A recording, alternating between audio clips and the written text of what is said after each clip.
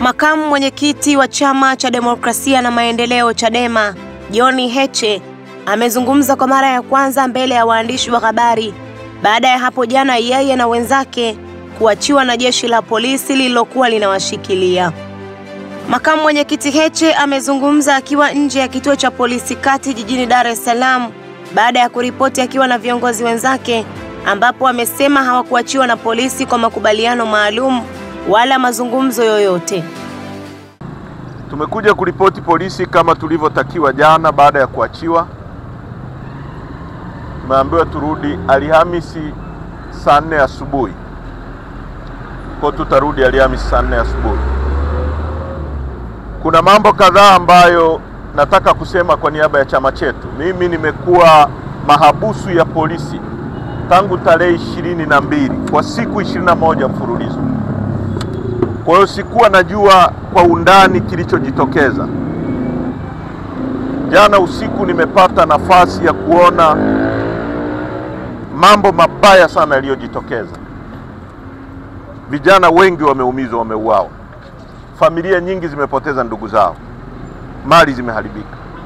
Kwa niaba ya chama chetu nataka kutoa pole kubwa sana kwa Watanzania wote waliopoteza ndugu zao, waliopoteza mali, hasa waliopoteza ndugu zao. Tumefikishwa hapo kwa sababu ya kiburi cha serikali. Tuliwaambia mapema kwamba kuna sababu ya kurudisha taifa pamoja, hawakufanya hivi. Wamefikisha taifa letu kwenye hali mbaya na ngumu. Kwa hiyo kwa niaba ya chama chetu tunatoa pole. La pili, kama tulivyokamatwa ndivyo tulivyoachiwa.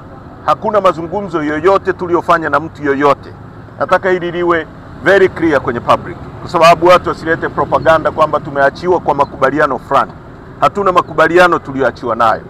Bado sisi ni watu tunaamini ni innocent, na tunataka watu wengine wote wanaoshikiliwa kinyume cha utaratibu waachiwe, waende kwenye familia zao. Tunataka watu wote walioachiwa, waliokamatwa, wanaobambikiwa kesi iachwe mara moja. Jambo la tatu, nchi hii ilipata uhuru mwaka 61.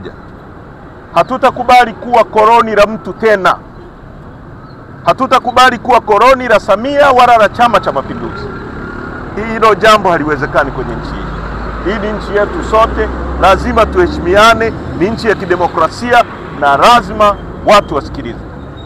Jambo la 4, chama chetu kwa haraka sana naagiza vikao vya secretariat vipitie kwa undani na tuitishe kamati kuu, na kamati kuu ya chama chetu itatoa mwelekeo wa nini chama chetu kinazungumza na ni hatua gani tutachukua kwa kwenda mbele huko. Kwa haraka sana vikao vya kamati kuu na secretariat vitaanza, lakini kwa wale ambao ndugu zao wameumia, ndugu zao wamepoteza na taarifa hazipo, waendelee kuwasiliana na mamlaka za chama. Naibu katibu mkuu atatoa utaratibu ya namna ya kufikisha hizo message. Lakini tunaitaka pia serikali iruhusu watu wachukue ndugu zao, wapate familia ya ndugu zao, wawazike kiafrika kama tunavyojua, kitamaduni, kiafrika, kidini kama tunavyojua.